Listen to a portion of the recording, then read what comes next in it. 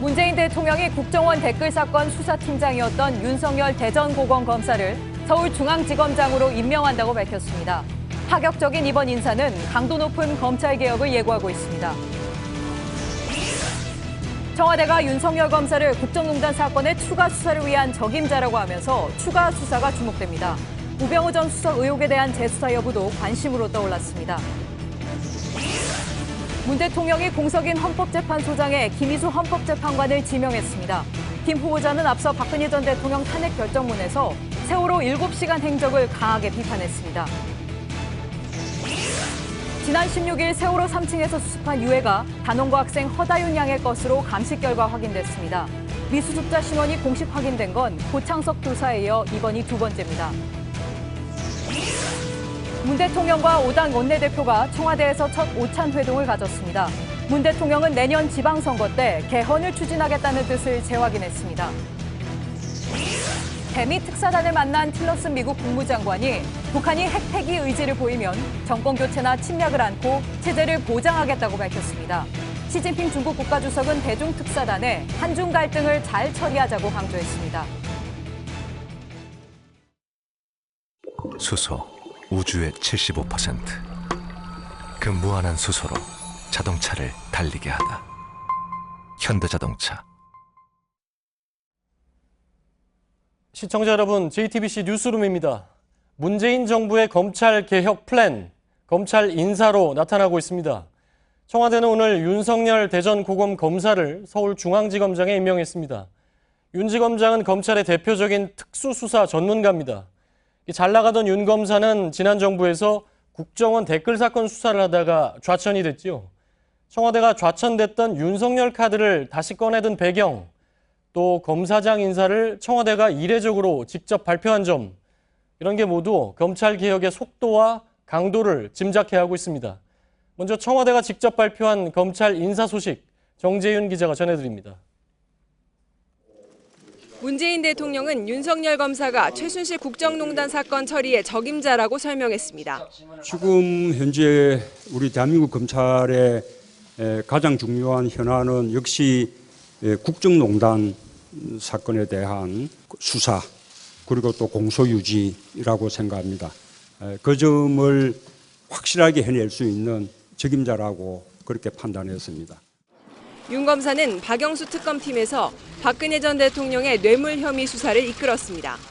문 대통령은 또 고검장급이던 서울중앙지검 자리는 검사장급으로 낮췄습니다. 예민한 수사가 집중되는 서울중앙지검을 고검장급 총장 승진 대상자들이 맡다 보니 청와대 눈치만 본다는 지적에 섭니다. 돈봉투 만찬 사건에 연루된 안태근 법무부 검찰국장 자리엔 박균택 대검 형사부장이 새로 임명됐습니다. 법무부의 인사권과 예산권을 쥐고 있는 검찰국장에 호남 출신이 기용된 건 2006년 이후 11년 만입니다. 이영렬 중앙지검장과 안태근 검찰국장은 각각 부산고검과 대구고검 차장검사로 사실상 좌천됐습니다. 한편 돈봉투 만찬에 대한 감찰이 본격화되면서 법무부 장관 대행을 맡아온 이창재 차관과 검찰총장 대행인 김주현 대검차장이 사의를 표명했습니다. JTBC 정재윤입니다. 윤석열 검사, 검찰 내에서는 워낙에 유명한 인물이지요. 대기업이나 정치권 수사를 여러 차례 담당했던 스타 검사였고 동시에 국정원 댓글 수사로 밑바닥까지 추락을 경험하기도 했습니다. 검찰개혁의 상징으로 떠오른 윤석열 검사가 어떤 사람인지 심수미 기자가 설명해드립니다. 저는 사람에 충성하지 않기 때문에 제가 오늘도 이런 말씀을 드리는 겁니다. 2013년 10월 서울중앙지검에 대한 국정감사에서 정가뷴 새누리당 의원이 국정원 댓글 사건 수사에 대해 특정인을 위해 수사하는 것 아니냐고 질문하자 윤석열 검사가 한 말입니다. 당시 윤 검사는 조영곤 지검장 등 검찰 수뇌부가 수사를 방해한다고 폭로한 뒤 국정원 댓글 사건 수사팀에서 배제됐습니다. 이후 윤 검사는 법무부 징계위원회에 회부된 뒤 부산고검과 대전고검 등을 돌며 일선 수사부서에서 사실상 제외됐습니다. 국정원 댓글 수사뿐만이 아닙니다. 윤 검사는 2006년 현대차 비자금 수사 당시 정몽구 회장 구속영장 청구를 고심하는 검찰총장에게 법대로 해야 한다면서 사직서를 내밀어 끝내 구속하기도 했습니다. 서울대 법대에 다니던 1980년대 초엔 5.18 광주 민주화운동의 유혈 진압과 관련한 모의 재판 수업에서 검사 역할을 맡아 전두환 당시 대통령에게 사형을 구형한 일화도 있습니다. 수사에 관한 한 원칙주의자로 통하는 윤 검사의 향후 행보가 주목됩니다. JTBC 심소희입니다. 자, 이렇게 윤석열 검사의 중앙지검장 임명은 검찰 내에서도 전혀 예상치 못한 카드였습니다. 그런데 파격은 이제 시작이다, 이런 분석도 나오는데요. 향후 법무장관, 검찰총장 인사에도 관심이 모아지고 있습니다. 자, 무엇보다 대폭 물갈이가 불가피할 걸로 보입니다. 임지수 기자가 취재했습니다. 청와대는 오늘 발표한 검찰 인사에 대해 검찰 개혁과 연결돼 있다고 설명했습니다. 이 사건 자체가 현재 검찰의 인사 문제와도 연결이 되기 때문에 검찰의 개혁이라는 부분과 떼놓을 수 있는 상황은 아닌 걸로 보여집니다. 특히 윤석열 신임 서울중앙지검장의 경우 검찰 조직의 기수 문화를 깬 파격 인사입니다. 돈봉투 파문으로 좌천된 이영렬 전 지검장보다 사법연수원 기준으로 5기수 아래이기 때문입니다. 이에 따라 윤 지검장보다 윗기수의 검사들이 대폭 사표를 제출할 것이란 전망이 나옵니다. 이번 인사를 두고 검찰 인적 쇄신의 신호탄이란 평가가 나오는 이유입니다. 다만 일각에선 이번 인사가 기수문화 청산을 위한 것인 만큼 기존의 기수문화를 반영해 줄사표를 낼 명분이 없다는 분석도 나옵니다. JTBC 임지수입니다. 네, 그렇다면 윤석열의 중앙지검은 어떤 모습을 보여줄 것인가? 우선 박근혜 정부 청와대 국정농단 은폐 의혹, 또 세월호 참사 진상규명에 나설 것으로 보입니다. 박민규 기자입니다. 윤석열 검사는 최순실 국정농단 사건을 수사한 박영수 특별검사팀의 수사팀장입니다. 특검 수사가 끝난 뒤에는 법정에 나가 직접 재판에 참여했습니다. 특히 문 대통령이 검찰의 가장 중요한 현안으로 국정농단 사건 수사를 꼽으면서 미완의 과제를 해결하는 게 윤 검사의 임무로 떠올랐습니다. 앞서 특검으로부터 수사를 넘겨받은 검찰은 박근혜 전 대통령을 구속해 지난달 재판에 넘기며 수사를 마쳤지만 우병우 전 민정수석 의혹 등에 대한 수사를 온전히 마치지 못했다는 지적을 받았습니다. 이 때문에 윤 검사가 우 전 수석의 국정농단 방조 의혹과 가족회사 비리, 세월호 수사 방해 의혹 등에 대해 수사할지 주목됩니다. 나아가 특검과 검찰 수사에서 끝내 밝혀지지 않은 박근혜 전 대통령의 참사 당일 7시간 행적 의혹 등에 대해서도 진상이 규명될지 관심이 커지고 있습니다. JTBC 박민규입니다. 윤석열 검사의 파격 발탁, 또 그 이후에 청와대 검찰 개혁은 과연 어떻게 진행이 될지 분석을 해보겠습니다. 정치부 서복현 기자가 나와 있습니다. 자, 서복현 기자. 예. 그래서 청와대가 검찰 인사를 직접 발표한 거는 처음 보는 일인데 왜 그렇게 한 겁니까? 네, 그렇습니다. 그동안 검사장이나 고검장 등 차관급이더라도요. 예. 법무부가 보도자료를 배포하는 게 전부였습니다. 그런데 이번에는 청와대가, 그것도 대변인이 아닌 국민소통수석이 직접 발표를 했습니다. 예. 청와대 관계자는 중요한 인사라서 수석이 직접 발표하는 것이다, 이렇게 말했습니다. 예. 그러니까 발표에 힘을 줬다는 얘기죠. 근데 청와대에서 인사 발표를 할 때 예. 대개는 기자들에게 먼저 알려주잖아요. 누가 예. 되는데 엠바고, 그러니까 보도 제한 요청을 하고 하는데 이번에는 기자들에게 미리 알려주지도 않았죠? 그렇습니다. 알려주지 않고 전격적으로 발표를 한 건데요. 예. 청와대 관계자는 전격 발표하는 의미가 있다, 이렇게 설명을 했습니다. 예. 또 보통 임명된 사람을 먼저 공개를 하고 그다음에 배경 설명을 하는데요. 이번엔 그 반대였습니다. 그러니까 파격 인사라는 것을 극대화하면서 인사의 메시지를 더 부각시켰다, 예. 이런 분석이 나옵니다. 청와대가 그만큼 상징성을 이제 부각을 하려고 했다는 건데 예. 고검 검사를 중앙지검장에 임명한 것도 처음이죠? 그렇습니다. 이 검찰은 직제상 대검, 고검, 지검 이런 순인데요. 예. 그런데 일선 수사는 고검이 아닌 지검에서 주로 하기 때문에 상대적으로 검사들은 고검 발령을 꺼려합니다. 윤 검사 같은 경우도 고검으로 간 이유가 국정원 댓글 수사 이후 좌천성 인사였거든요. 예. 그런 상황에서 전국 최대 규모인 중앙지검장에 임명된 건 굉장히 파격적인 겁니다. 또 더욱이 중앙지검에는 현재 윤 검사보다 기수가 높은 차장 검사들이 있는 상태거든요. 또 현재 법무장관이 공석인 상태에서 인사를 했기 때문에 또 파격이다, 이런 얘기가 나오는데요. 청와대는 장관 대행인 이창재 차관이 사의를 표명하기 전에 협의를 했기 때문에 예. 절차상 문제는 없다, 이렇게 설명을 했습니다. 그런데 검찰 내에 여러 가지 요직이 있지 않습니까? 예. 윤석열 검사를 왜 중앙지검장에 앉혔냐? 예. 이게 또 관심인데 중앙지검장은 무슨 일을 하는 자리입니까?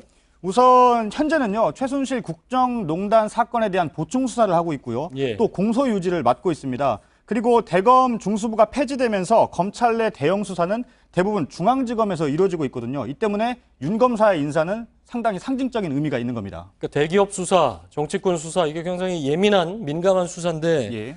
자, 윤석열 검사를 이런 특수수사에 특수수사를 지휘하는 자리에 앉히는 건 청와대 좀 부담스러울 수도 있는 거 아닙니까?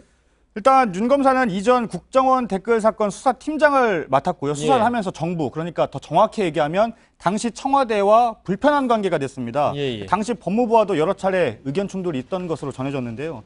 그런 스타일이기 때문에 현 정부 청와대로서도 부담스러울 수도 있거든요. 그런데 반대로 말하면 수사에 청와대가 관여하지 않겠다, 이런 의지를 보인 거다, 이렇게 청와대는 설명을 하고 있습니다. 근데 중앙지검장이 원래 고검장급이었는데 그렇죠. 낮췄잖아요. 예, 그건 예. 왜 그렇습니까?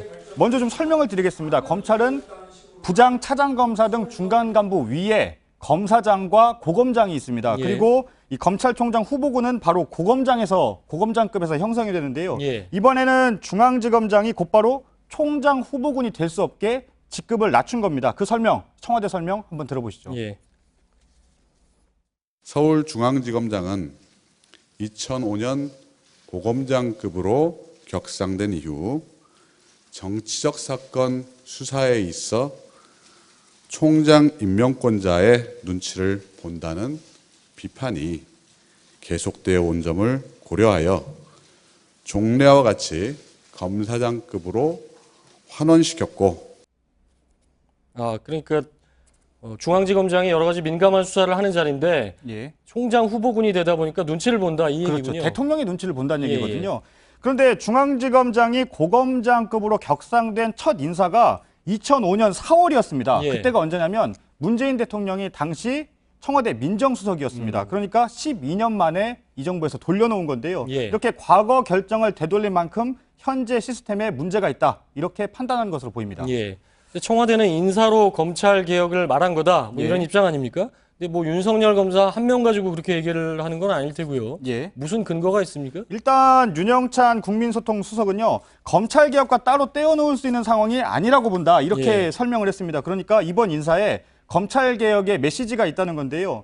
보면 기수나 서열 파괴 등을 의식하지 않고 개혁을 강행하겠다, 이런 의지가 담겼다는 분석이 나옵니다. 예. 과거 참여정부 같은 경우에도 검찰개혁의 일환으로 검찰총장보다 11기수나 낮은 예. 강금실 변호사를 법무장관에 임명하게 됐습니다. 그렇죠. 그래서 갈등도 좀 있었고요. 예. 그러니까 다음 주부터 이제 계속 될 텐데 총장, 법무부 장관 누가 임명이 되느냐, 이 부분도 이제 검찰 개혁의 어떤 방향을 예. 짐작을 할 수가 있겠군요. 그렇죠.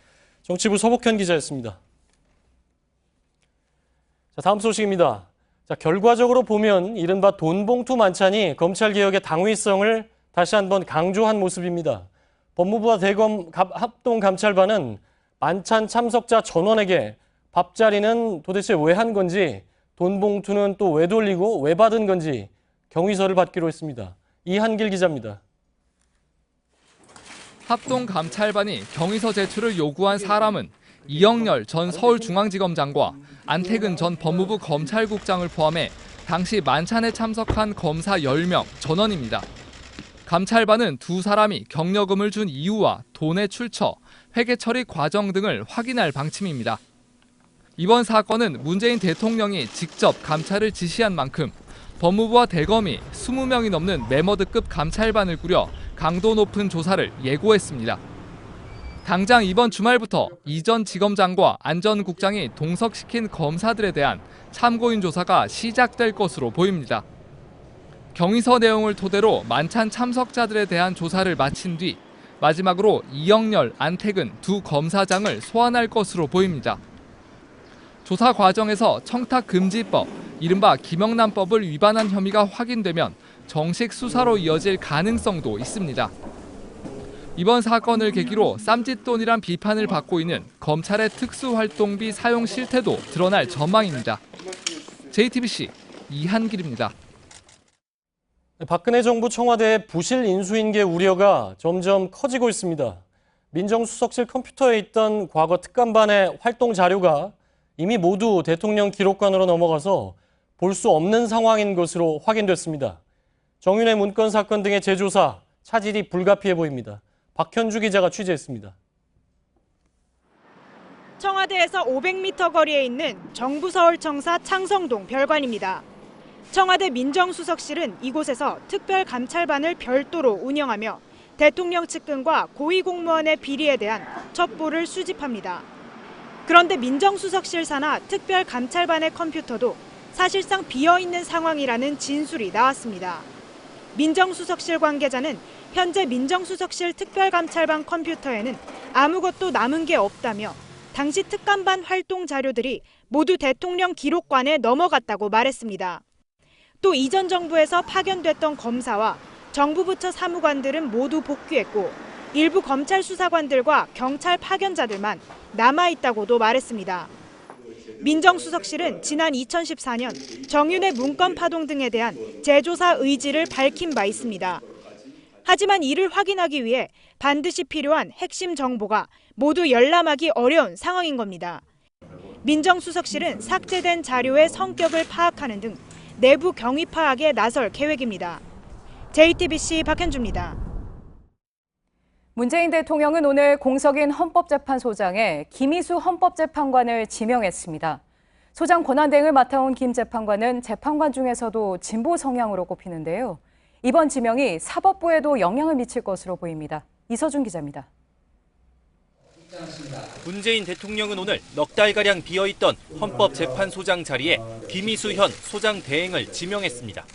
공권력 견제나 또 사회적 약자 보호를 위한 소수 의견을 지속적으로 내는 등 사회의 다양한 목소리에 귀를 기울여 왔고, 김희수 후보자는 그동안 헌법재판 과정에서 다른 재판관들보다 진보적인 소신을 밝혀왔습니다. 2014년 통합진보당 정당 해산 심판에선 일부 당원의 행동을 당의 책임으로 귀속할 수 없다며 혼자 정당 해산 반대 의견을 냈습니다.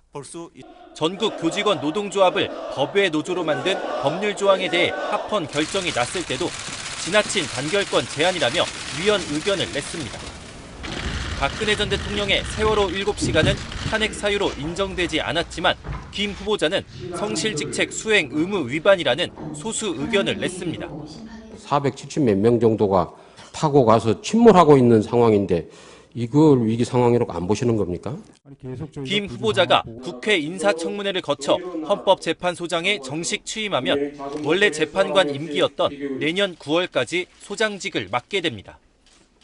오는 9월 임기가 끝나는 양승태 대법원장의 후임 인선 얘기도 흘러나오고 있습니다. 김희수 소장 지명은 사법부 지형에도 큰 변화를 예고하고 있다는 관측이 나옵니다. JTBC 이서준입니다. 문재인 정부가 앞으로 5년간 국정 운영 계획을 짤 국정기획자문위원회를 구성했습니다. 사실상 인수위원회 역할을 하게 되는데요. 다음 주부터 본격적으로 가동됩니다. 이선화 기자입니다.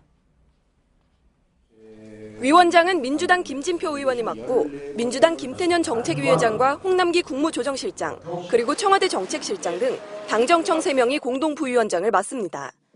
그 아래로는 30명으로 구성된 6개의 분과위원회가 마련됩니다. 먼저 기획분과는 민주당 윤호중 의원이 분과위원장을 맡아 전체 국정기획자문위원회의 정책을 총괄합니다. 거시경제를 담당할 경제 1분과는 이한주 가천대 교수가, 실물경제를 다루는 경제 2분과는 민주당 이계호 의원이 위원장을 맡았습니다. 가장 규모가 큰 사회분과는 김현명 중앙대 교수가 위원장을 맡아 노동과 언론 등의 분야를 담당합니다. 박범계 의원이 분과위원장으로 임명된 정치행정분과는 검찰개혁 등 사법 분야를 맡습니다. 마지막으로 외교안보분과에는 김기정 연세대 교수가 위원장으로 임명됐습니다. 위원회는 대통령직 인수위원회를 대신해 새 정부의 향후 5년간 로드맵을 짜게 됩니다. 다만 기존의 인수위원회와 달리 인사기능 없이 정책만 전담합니다. 위원회는 다음 주부터 본격 가동돼 최장 70일까지 활동하게 됩니다. JTBC 이선아입니다. 네, 오늘 목포신항에선 반갑고도 슬픈 소식이 다시 들려왔습니다. 지난 16일 세월호 선체 안에서 찾은 유해 일부가 미수습자인 허다윤 양으로 확인됐습니다. 생전에 다윤 양은 유치원 교사가 꿈이었는데요. 참사 당시 배가 기우는데도 친구들 먼저 헬기에 태웠습니다. 연지원 기자입니다. 안산 단원고 2학년 2반 허다윤 양이 아빠의 등 뒤에서 환하게 웃고 있습니다.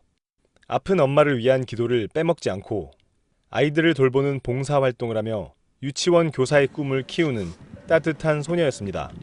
아빠 모자가 마음에 든다며 이를 빌려 쓰고 수학여행을 떠났던 다윤 양의 유해가 참사 1129일 만에 공식 확인됐습니다.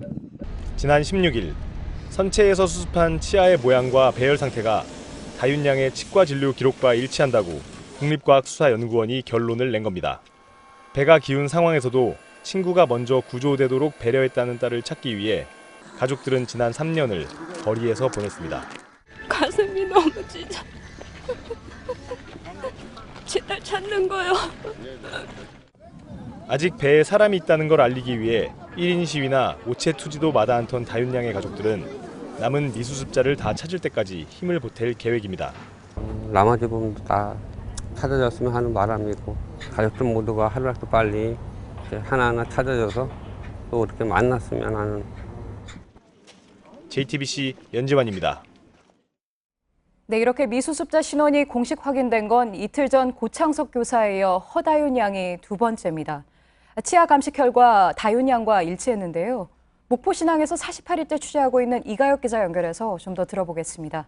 이가혁 기자, 다윤 양의 신원이 정확히 어떻게 확인된 겁니까? 네, 오늘 다윤 양으로 확인된 유해는 바로 치아입니다. 지난 16일에 배 3층 우측 가장 바깥쪽 통로에 아래층 화물창과 연결된 에스컬레이터 구역에서 두개골과 치아 등 여러 점의 유해가 발견됐습니다. 국립과학수사연구원 법치의학 전문가들이 치아 감정을 한 결과 다윤 양의 것과 일치한다고 결론을 내린 겁니다. 치아 각각의 마모 상태, 또 여러 치아의 배열 상태 등을 맨눈과 또 엑스레이 검사 등을 통해 확인을 했고, 또 다윤 양의 과거 치과 진료 기록과 또 이에 첨부된 엑스레이 사진과도 서로 비교 분석한 결과 이런 결론을 내린 겁니다. 네, 치아가 발견된 바로 그 에스컬레이터 구역에서 다른 유해도 많이 수습이 됐는데요. 역시 다윤 양의 것으로 볼 수 있는 건가요? 네, 먼저 저희 취재진이 입수한 이 에스컬레이터 구역의 내부 사진을 함께 먼저 보시겠습니다. 바로 이 구역에서 지난 14일부터 17일까지 이 나흘 동안만 총 49점의 유골이 발견됐습니다. 오늘 신원이 확인된 것은 이 중 일부인 치아일 뿐이고, 나머지 유해에 대해서는 모두 하나하나 DNA 분석을 거쳐야만 확실하게 신원을 말씀드릴 수가 있는 상황입니다. 사진을 보면 완전히 녹슨 에스컬레이터 틈틈이 진흙이 가득 차 있습니다. 또 틈과 진흙이 있을지 모르는 작은 뼈 조각이라도 모두 찾기 위해서 에스컬레이터를 절단하고 그 뒷면까지도 수색하는 이런 작업이 이어지고 있습니다. 네, 참사가 발생한 지 1100일여 만에 딸의 일부분을 찾은 부모님의 심정은 지금 어떨지요? 네, 신원 확인 공식 보도자료가 나온 것은 오늘이지만 가족들에게 신원이 통보된 것은 바로 어제입니다. 다윤 엄마 박은미 씨가 어제 통보를 받은 직후에 저희 취재진과 나눈 인터뷰 내용을 잠시 들어보시겠습니다. 사실 아직 몸은 DNA 검사를 안 했잖아요. 그거는 나와야지 되는 부분이고. 다윤이한테 너무 고맙고 엄마가 너무 이 공포, 무서움, 두려움이 겪었기 때문에 지금 남겨진 가족들도 똑같거든요, 사실은. 그래서 빨리 남겨진 가족이 빨리 찾아져야 되고. 네, 이렇듯 가족들은 슬픔과 또 다른 미수습자 가족에 대한 미안함 등 아주 복잡한 심정이라고 말을 하고 있습니다. 또 불가능할 것 같던 세월호 인양이 기적처럼 현실이 된 것처럼 이 9명의 미수습자도 가족품으로 모두 돌아오는 기적이 꼭 이뤄지기를 간절히 기도해 달라고 말했습니다. 네, 목포신항에서 이가혁 기자였습니다. 세월호 참사 당시 학생들을 구하다 숨진 뒤 순직을 뒤늦게 인정받은 고 김초원 교사의 유족이 경기도 교육감을 상대로 손해배상 청구 소송을 냈습니다. 당시 단원고 정 교사는 공무원 단체보험에 가입돼 5천만 원에서 2억 원의 사망보험금을 받았습니다. 하지만 김 교사는 기간제 교사라는 이유로 보험 가입 대상에서 제외됐습니다. 논란이 커지자 경기도 교육청은 지난해 8월 기간제 교사도 단체보험에 가입할 수 있도록 하겠다고 밝혔습니다. 네, 오늘 문재인 대통령은 국회 5당 원내대표를 청와대로 초청해서 만났습니다. 여러 가지 현안에 대해서 2시간 넘도록 논의를 했는데요. 여야정 상설 국정협의체를 운영하기로 합의했습니다. 서효정 기자입니다. 여야정 상설 국정협의체를 만들자는 제안은 문재인 대통령이 했습니다. 상시적으로 우리가 만날 수 있는 제가 대선 때는 그래서 여야정 상설 국정협의체를 구성하겠다 그렇게 공약을 했는데 5당 원내대표들도 모두 동의했습니다. 저희도 제1야당으로서 또 그런 국가적 위기 문제에 대해서는 저희들이 소위 통 큰 협력을 하겠다는 언급을 제가 이미 한 바 있고 또 이 자리에서도 부정리에서 약속하겠습니다. 국회에서 협의체 구성을 위한 논의를 시작하기로 했습니다. 각 분야별 개혁 주제도 다뤄졌고 검찰개혁, 또 재벌개혁, 방송개혁 등 이 시스템과 제도를 개혁하는 것은 대단히 중요하다고 생각합니다. 연이은 업무 지시가 절차에 맞지 않는다는 지적도 있었습니다. 개혁은 필요하지만은 혹시 이것이 개혁 독선이 아닌지를 한 번씩 되돌아봐 주시기를 꼭 부탁을 드리고요. 문재인 대통령은 또 공약대로 내년 6월에 국민의 의견을 받아 개헌을 추진하겠다는 의지도 재확인했습니다. 당장 현안인 일자리 추경에 대한 국회의 협조도 당부했습니다. 그러면서 조만간 국회에 세부 내용을 설명하겠다고 말했습니다. 오찬 회동은 예정보다 40여 분이 지난 2시 14분에 끝났습니다. 따로 주제는 없었지만 논의는 국정 전반에서 이뤄졌습니다. 5당 원내대표들은 긍정적인 소통이었다고 평가했습니다. JTBC 서효정입니다. 네, 오늘 회동에서는 어떤 얘기가 오갔는지 정치부 송지혜 기자와 잠깐 더 짚어보기로 하겠습니다. 자, 송지혜 기자. 네. 대통령과 원내대표 회동이 이전보다는 좀 이른 거죠? 네, 박근혜 전 대통령은 이 취임 한 달 반 만인 2013년 4월 12일 이 당시 야당이었던 민주통합당 지도부와 처음 만났습니다. 이후 여야 대표와의 회동은 그로부터 5달 뒤에 이루어졌습니다. 이명박 전 대통령은 미국과 일본 순방 결과를 설명하는 차원에서 이 취임 2달 만에 여야 지도부와 회동을 했고 노무현 전 대통령은 취임 보름 만에 여야 영수회담을 가졌습니다. 그 박근혜 정부에서 워낙 그 청와대와 국회가 대화가 없다 이런 지적이 있었는데 일단 시기적으로는 빨리 만났군요. 근데 시기도 중요한데 이제 내용인데 뭐 의미 있는 대화가 좀 있었습니까? 대체로 각 당은 의미가 있었다고 평가를 하고 있는데요. 이 각 당의 공통 대선 공약도 우선 추진을 하기로 했습니다. 여기에는 검찰, 국정원, 또 방송개혁에 대한 논의와 치매 국가 책임제, 또 아동수당, 기초노인연금 인상 등의 공통 공약이 포함될 전망입니다. 정우택 원내대표는 개헌 얘기를 꺼냈는데 개헌을 약속했다 뭐 그런 얘기를 하지 않았습니까? 네. 그건 무슨 얘기입니까? 네, 정우택 자유한국당 원내대표는 이 대통령 스스로 본인은 많은 강박관념을 갖는 사람이라고 하더라 이렇게 말하면서 내년 6월 개헌을 반드시 이행하겠다고 했다 이렇게 전했습니다. 한마디로 이 개헌에 상당히 방점을 찍은 건데요. 이 반면에 청와대 박수현 대변인은 개헌을 대선 공약대로 추진하겠다는 의지를 재확인한 것이다 이렇게 말을 했고 민주당도 대통령이나 민주당의 입장은 원칙적으로 대선 공약을 지키겠다는 입장이다 이렇게 말해서 온도차가 좀 느껴졌습니다. 실제로 이 개헌 얘기를 오늘 먼저 꺼낸 사람도 이 국민의당의 김동철 원내대표였습니다. 야당에서는 워낙에 개헌 얘기가 관심이다 보니까 그 개헌에 이제 개헌을 강조한 것 같은데 오늘 사드 얘기도 나왔죠? 네, 오늘 회동에서 야당의 원내대표들은 이 사드와 관련해서 문 대통령과 또 정부가 입장을 정확히 밝혀야 한다 이렇게 건의를 했습니다. 이에 대해서 청와대는 이 문 대통령이 4강 특사 활동 결과를 지켜보고 또 한미, 한중 정상회담 등을 고려해서 신중하게 접근하겠다는 의견을 밝혔다 이렇게 설명을 했습니다. 또 야당의 요청이 있자 이 각국에 파견된 특사 활동의 결과와 외교, 안보에 대한 정보도 이 국회와 야당에 충실히 설명하고 앞으로 공유하기로 했습니다. 자, 문재인 청와대 여러 가지로 이제 파격 얘기도 있고 분위기가 많이 달라졌다 이런 얘기도 있는데 오늘 회동도 분위기가 좀 달랐죠? 네, 오늘 오찬 회동은 이 청와대 상춘제에서 진행이 됐고요. 이 문 대통령이 먼저 나와서 기다리면서 이 각 당의 원내대표를 맞이했습니다. 관례적으로 명찰을 다는데 오늘은 달지 않았고요. 또 영상에서도 보셨겠지만 대부분 밝은 표정이었고 회동 시간도 예정보다 40분을 더 했습니다. 제한을 두지 않고 편하게 이런저런 얘기를 하느라 그렇게 됐다는 게 이 청와대 설명이었습니다. 오늘 회동도 보면 뭐 영상만 봐도 분위기가 상당히 좋은 것 같은데 평가도 괜찮은데 사실 이게 얼마나 지속되느냐 이게 중요하겠죠.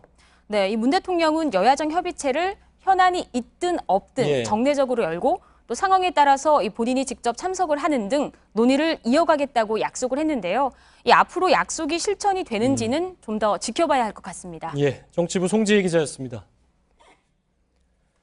자, 박근혜 정부 청와대에서 워낙에 문제가 됐었죠. 그 비선 진료 때문에 관심이 더 큰 부분이기도 합니다. 문재인 대통령 주치의에 송인성 서울대 교수가 내정됐습니다. 송 교수는 노무현 정부에서도 노 전 대통령의 주치의를 맡았습니다.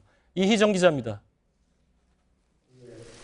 문재인 대통령 주치의로 내정된 송인성 분당 서울대병원 소화기내과 교수는 2003년부터 2008년까지 노무현 전 대통령 주치의로 활동했습니다.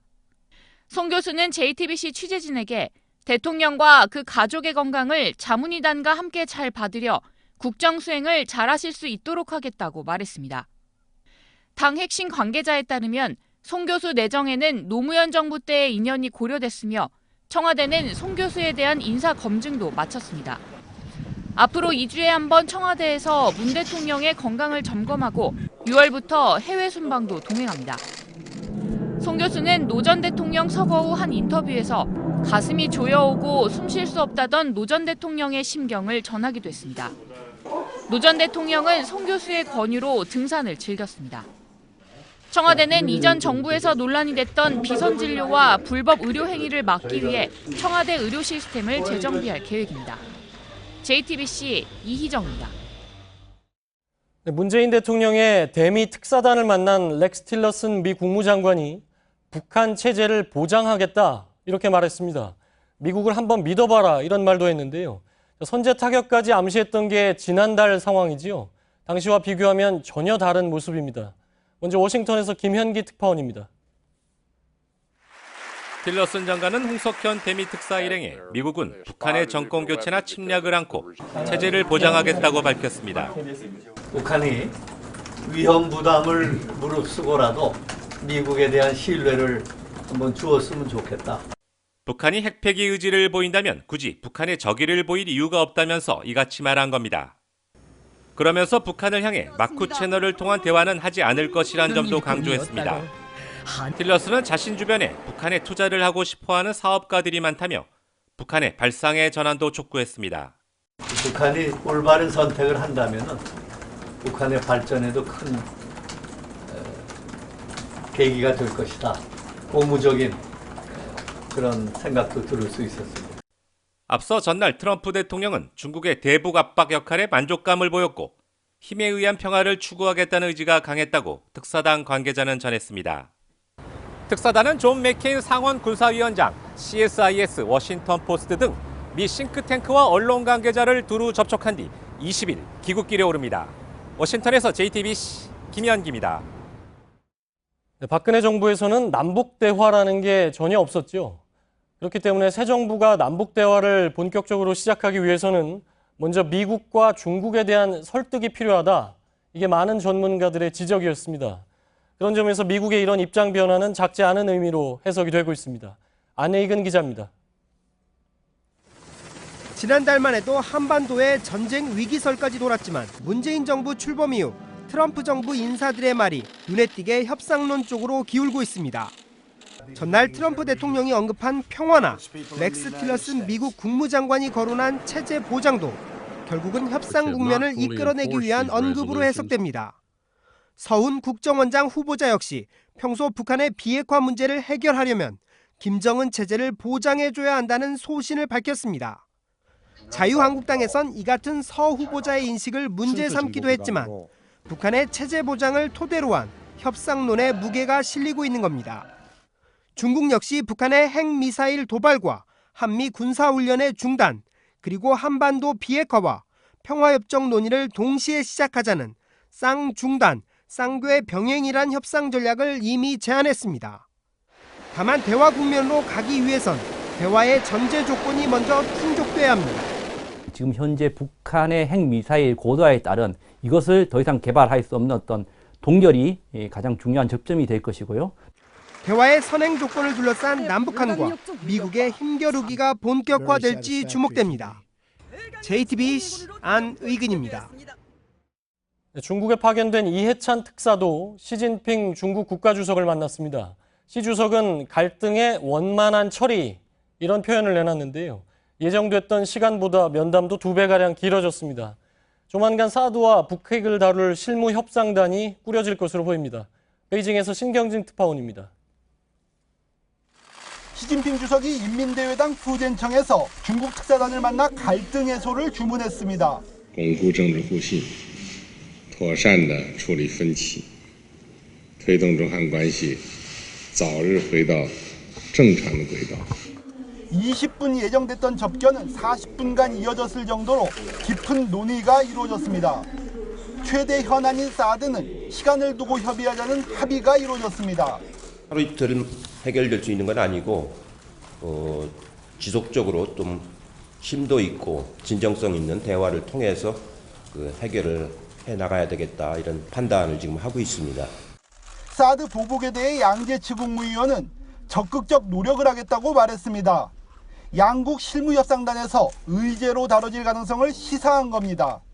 한편 이날 좌석 배치가 특사와 나란히 앉는 외빈 접견 방식이 아닌 지난 5월 홍콩 신임 행정장관과 같은 형식이어서 외교적 결례 논란도 제기됐습니다. 시 주석은 대만과 마주한 푸젠성 우이산 그림을 배경으로 특사단과 사진을 찍으며 양안 문제를 언급해 한반도 분단 극복을 우회적으로 암시했다는 분석도 나왔습니다.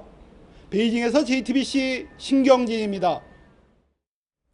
문재인 대통령의 교육 공약을 총괄했던 김상곤 전 교육감이 대선 이후 처음으로 교육 문제에 대한 입장을 밝혔습니다. 입시 위주의 풍토를 해결하기 위해 수능부터 절대평가로 바꿔야 한다고 주장했는데요. 특목고와 자사고도 일반고로 전환해야 한다고 강조했습니다. 조택수 기자입니다. 김상곤 전 경기도 교육감은 대선 이후 처음으로 어제 공식 석상에서 강연을 했습니다. 수능부터 특목고, 대학 서열화까지 민감한 부분도 거침없이 의견을 제시했습니다. 수능이 갖고 있는 부작용이라든가 이런 것을 줄이는 게 필요한 시점이어서 그래서 이제 절대평가로 전환하는 게 필요하다 이렇게 이제 보고 있습니다. 특목고와 자사고의 일반고 전환도 다시 강조했습니다.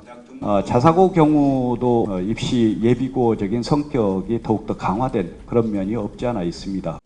김 전 교육감은 후보 시절 문재인 대통령 캠프에서 교육 공약을 총괄했습니다. 이 때문에 이날 발언은 개인 의견 수준을 넘어 정책에 적극 반영될 것이란 분석입니다. 수능 절대평가는 올해 전환되는 영어와 함께 국어, 수학, 통합사회와 통합과학까지 공통과목이 모두 포함되고 지금 중학교 3학년이 대입을 치르는 2021학년도 입시부터 적용되는 게 유력합니다. 특목고와 자사고의 일반고 전환도 2019년도부터 본격화될 전망입니다. 하지만 의견 수렴 없이 공약을 곧장 정책에 반영하는 것에 대한 우려도 나옵니다. 특히 수능 절대평가 전환에 대해선 의견이 분분합니다. 수능 상위권 고득점 학생들이 대폭 많아집니다. 변별력이 없어지는 거죠. 내신이 나빠진 학생들은 재도전의 기회가 사실상 사라진다. 강연에는 교육부 고위 간부들도 다수 참석했습니다. JTBC 조택수입니다. 교육부가 역사 왜곡 논란을 일으킨 역사교과서 지필 기준을 수정하기로 했습니다. 새 교육과정에 따른 검정 역사교과서 사용도 내후년 이후로 미룰 예정입니다. 국정교과서를 폐기하라는 문 대통령의 지시 이후 교육부는 국검정 혼용 체계에서 검정만 쓰도록 개정 고시안을 내놨습니다. 하지만 지필 기준은 바꾸지 않아 형식만 검정으로 돌아가고 내용은 국정교과서일 수 있다는 우려가 계속되자 결국 함께 수정하기로 했습니다. 앞서 문 대통령은 10년 넘게 장기 연체된 소액 채무를 탕감해주겠다는 공약을 내놨었는데요. 금융당국이 이 프로그램 마련에 들어갔습니다. 상환 가능성이 없는 취약계층의 채권을 소각해 정상적인 경제활동을 할 수 있도록 하겠다는 취지입니다. 송우영 기자입니다. 생활비를 위해 은행과 카드사에서 돈을 빌린 50대 남성은 몇 년째 연체를 거듭하다 결국 신용회복위원회를 찾았습니다. 카드사에서 다 갚았는데 그동안 좀 몇 시 전에 좀 못 갚았을 금액이 있었는데 굳이 20%를 갚아라. 그렇게 해서 지금 이쪽으로 지금 문을 두드게 됐습니다. 문재인 대통령은 이렇게 취약계층의 연체된 채무를 탕감, 그러니까 원금과 이자 모두를 없애주겠다는 대선 공약을 내놨습니다. 국민행복기금이 보유한 채권 중 1,000만 원 이하면서 10년 이상 장기 연체된 채권을 소각해주는 겁니다. 3월 말 기준 43만 7천 명, 1인당 평균 435만 원의 빚이 여기에 해당됩니다. 금융위원회는 구체적인 규모와 대상, 시행 시기를 논의하는 절차에 들어갔습니다. 하지만 이례적인 일괄 탕감이 도덕적 해이를 부추길 수 있다는 지적도 뒤따릅니다. 돈을 갚지 않고 버티다 보면 방법이 생긴다는 잘못된 인식을 만들 수 있다는 겁니다. 이 때문에 탕감 과정에서 소득이나 재산 정보를 꼼꼼하게 조사해 심사에 반영해야 한다는 목소리도 높습니다. JTBC 송우영입니다. 4대강의 녹조 문제를 해결하기 위해 보수문을 여는 방안이 추진되고 있습니다. 상층부 물이라도 빨리 흘려보내려는 건데요. 강 바닥 상태가 더 심각해서 이 정도로는 해결이 안 된다는 주장이 나왔습니다. 윤정식 기자입니다. 4대강 공사로 만들어진 보 주변엔 기온만 오르면 녹조가 가득 찹니다. 가끔 수문을 열어봤지만 별 소용이 없었습니다. 그런데 물속은 사정이 더 심각합니다. 움직이는 생명체가 거의 보이지 않습니다. 강 바닥 부근에선 용존산소가 거의 없는 비인산소층이 형성된 사실도 확인됐습니다. 이 같은 현상은 대구 달성보, 경남 합천 창녕보, 창녕 함안보에서 나타나고 있습니다. 이처럼 바닥 쪽 사정이 더 안 좋은 것은 녹조 현상을 일으키던 독성 남조류 마이크로시스티스가 강 바닥에 계속 쌓이고 있기 때문입니다. 영남권 환경단체들의 모임인 낙동강연합은 오늘 기자회견을 열고 4대강 오염도는 표면에 비해 바닥 쪽이 4배나 높게 나타났다고 밝혔습니다. 이 때문에 수문을 집중적으로 여는 펄스 방류로는 표층부 물질만 흘려보낼 뿐 바닥 쪽 사정은 개선되지 않았다는 겁니다. 일단 독성 물질을 제거하기 위해서는 수문 상시 개방 또는 보철거가 보다 합리적이고 안정적인 방법이라고 판단됩니다. 문재인 대통령은 대선 후보 시절 4대강 보의 수문은 상시 개방하되 철거 문제는 민관 합동연구 결과를 지켜본 뒤 결정하겠다는 입장이었습니다. JTBC 윤정식입니다. 러시아 스캔들을 수사할 특별검사 임명으로 위기에 몰린 트럼프 미국 대통령에게 또 악재가 터졌습니다. 이번엔 트럼프 캠프 인사들이 러시아와 20차례 가까이 비밀 접촉을 했다는 폭로가 나왔습니다. 트럼프 대통령은 마녀 사냥이라며 반발했습니다. 이한주 기자입니다. 러시아 커넥션의 구체적 정황이 폭로됐습니다. 로이터 통신은 마이클 플린 전 국가안보 보좌관 등 트럼프 캠프 핵심 인사들이 대선 마지막 7개월 동안 러시아와 최소 18차례 전화와 이메일 접촉을 했다고 보도했습니다. 이 가운데 6번은 플린이 미국의 대러시아 제재 해제를 논의한 주미 러시아 대사와 가진 통화였습니다. 플린은 트럼프 대통령과 러시아 간 물밑 채널을 가동하는 방안도 논의했습니다. 특검 임명과 러시아 내통설은 모두 마녀 사냥이라고 반박한 트럼프 대통령은 플린에 대한 질문은 피해갔습니다. Did you at any time urge former FBI Director James Comey in any way, shape, or form to close or to back down the investigation into Michael Flynn? And also, as you look back... No. Next question. 공화당 중진인 린지 그레이엄 상원의원은 의회가 러시아 스캔들 수사를 범죄 수사로 여기고 있는 듯하다며 사안의 심각성을 전했습니다. 트럼프 대통령은 백악관 법무팀을 소집해 특검 수사 대책 마련에 나섰습니다. JTBC 이한주입니다. 네, 문재인 정부의 특사단 파견을 계기로 중국의 사드 보복 수위도 낮아질 조짐입니다. 관광과 유통업계에선 한국과 중국이 관계 회복에 공감한 만큼 금한령도 풀릴 것이라는 기대감이 큰데요. 전다빈 기자가 현장의 목소리를 들어봤습니다. 서울 시내에 있는 이 중국 전담 여행사는 지난 3월 15일 한국 관광 금지령이 내려진 이후 2달 가까이 휴업 상태였습니다. 그런데 새 정부가 들어선 뒤 분위기가 달라졌습니다. 3월 달 들어서 일이 없었는데 이번 주 초에 갑자기 중국 거래처 여행사에서 6월 초 단체 견적이 들어왔습니다. 중국 특사단이 시진핑 중국 국가주석과 면담을 하는 등 한중 관계 개선 가능성이 커지면서 생긴 변화입니다. 숙박업계 면세점 등도 사드 보복 완화를 기대하며 영업 재개를 준비하고 있습니다. 6월 초나 6월 말쯤에 다시 영업을 하고 그런 계획이에요. 업계에선 애초 금한령이 중국 당국의 공식 조치가 아니었기 때문에 별도의 해제 지시보다는 단계적으로 완화될 가능성이 크다고 봅니다.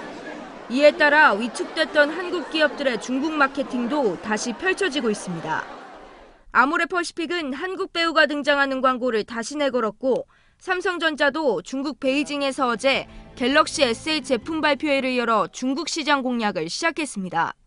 주식시장에선 그동안 급락했던 화장품, 면세점, 여행사 등 중국 매출 비중이 큰 기업의 주가가 오름세로 돌아섰습니다. 사드 보복 조치 이후 지난 2달간 얼어붙었던 중국 관련 업계 전반에 모처럼 활기가 돌고 있습니다. JTBC 전다빈입니다. 북한이 내년 2월 평창올림픽에 참가한다면 육로를 개방하겠다. 평창올림픽 조직위원회가 오늘 전 세계에 약속한 내용입니다. 얼어붙은 남북관계 속에서 나온 이 메시지에 외신들은 비상한 관심을 보였습니다. 오광춘 기자입니다. 지난달 강원도 강릉에서 열린 여자 아이스하키 남북 대결입니다. 당시 북한 대표팀은 중국을 거쳐 인천공항으로 들어온 뒤 다시 강릉까지 버스로 이동했습니다. 하지만 이희범 평창동계올림픽 조직위원장은 런던에서 열린 외신기자 간담회에서 내년 2월 북한 선수단에 육로를 개방할 수 있다고 밝혔습니다. 문재인 대통령의 대선 공약이었던 평화올림픽 구상에 따른 거란 설명인데 북한의 육로 이동이 성사된다면 국제 스포츠 행사로는 사상 처음입니다. When they decide to come to Pyeongchang, Korean government will allow them to come by road. 응원단을 포함한 지원 인력에 대해서도 언급했습니다. So when they have supporting teams, then Korean government will allow them to come by ships directed to Sokcho Harbor. BBC 등 해외 언론은 이 메시지에 주목했습니다. 북핵 문제로 한반도 긴장이 고조되고 있는 가운데 뜻밖의 제안이 나왔다는 반응입니다. 북한은 아직 공식적으로는 평창올림픽 참가 결정을 미루고 있습니다. 다만 지난 2월 북한의 장흥국제올림픽위원회 IOC 위원은 참가하지 않을 이유가 없다고 밝혔습니다. JTBC 오광춘입니다.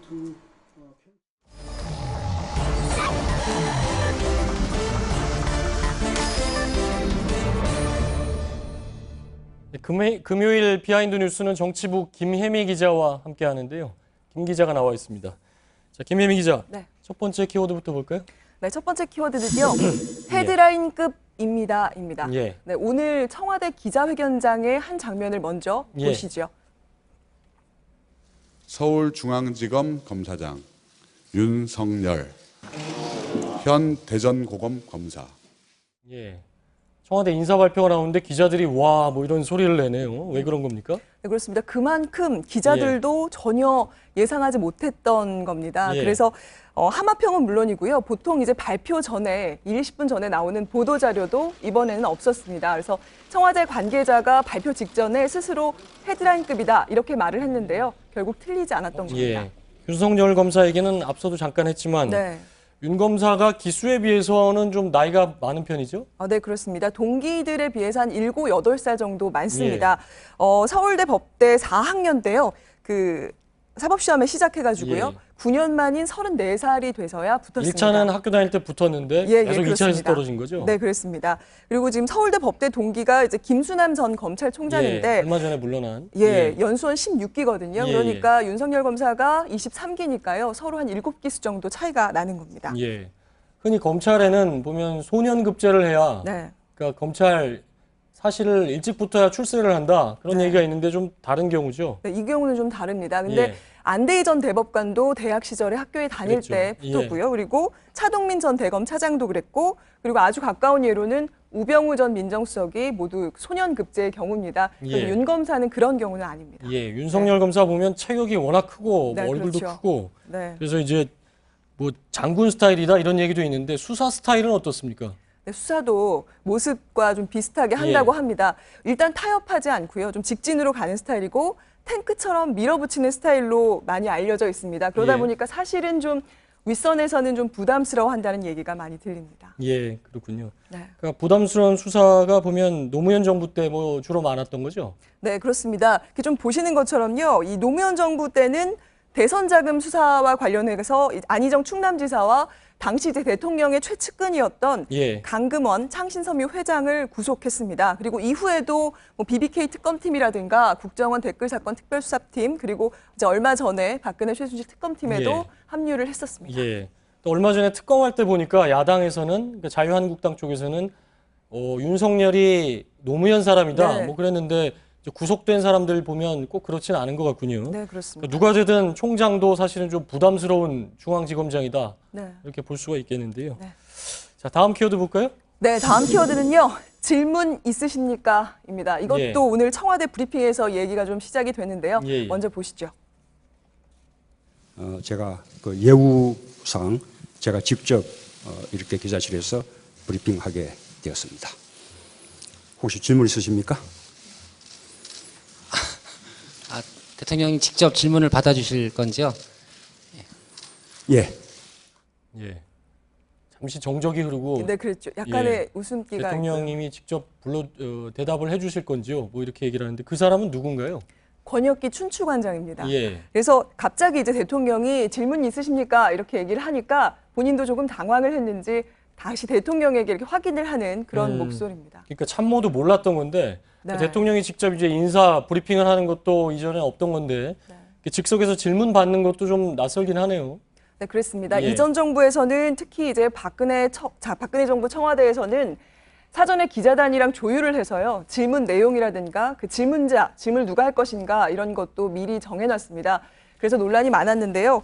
오늘은 좀 여러모로 이례적이었습니다. 원래 따로 질문 시간은 예정돼 있지 않았었다고 합니다. 그런데 대통령이 일종의 돌발 행동을 한 건데요. 질문은 3개 정도로 아주 짧게 끝나긴 했습니다.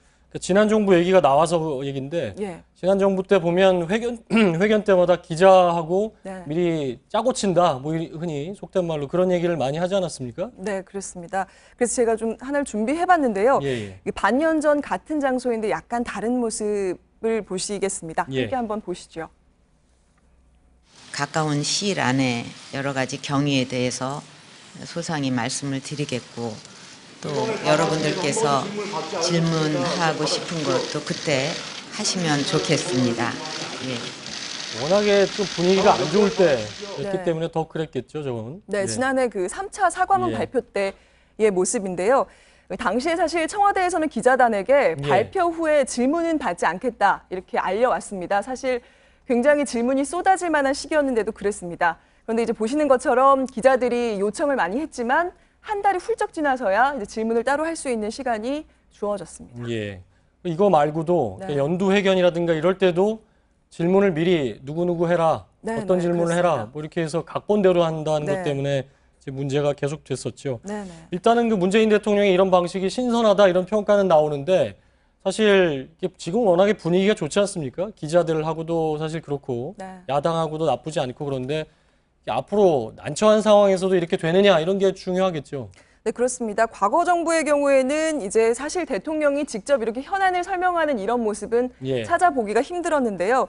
일단은 조금 달라진 모습입니다. 그런데 이제 껄끄러운 질문이 나올 때 어떻게 하느냐 이게 굉장히 중요하잖아요. 그런데 이제 이번에 문재인 대통령의 청와대 같은 경우에는 지금까지는 그런 껄끄러운 상황일수록 더 대통령이 소통을 하겠다고 이렇게 밝히고 있습니다. 그런데 과연 그렇게 지켜질지는 조금 더 두고 봐야 할 것 같습니다. 청와대 입장에 그러니까 앞으로 여러 가지 어려운 상황이 혹시 있더라도 난처한 일이 있더라도 직접 대통령이 나서서 얘기를 하겠다. 그 약속을 좀 두고 봐야 되겠군요. 네, 그렇습니다. 정치부 김혜미 기자였습니다.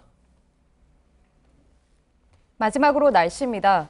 오늘 대구의 낮 최고 기온이 33도까지 올라가면서 경상 내륙 지역에 올해 첫 폭염특보가 내려졌습니다.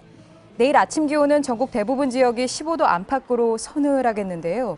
한낮에는 서울과 광주 28도, 대구가 33도까지 올라가겠습니다. 이번 더위는 화요일에 비가 내리면서 잠시 주춤할 것으로 보입니다.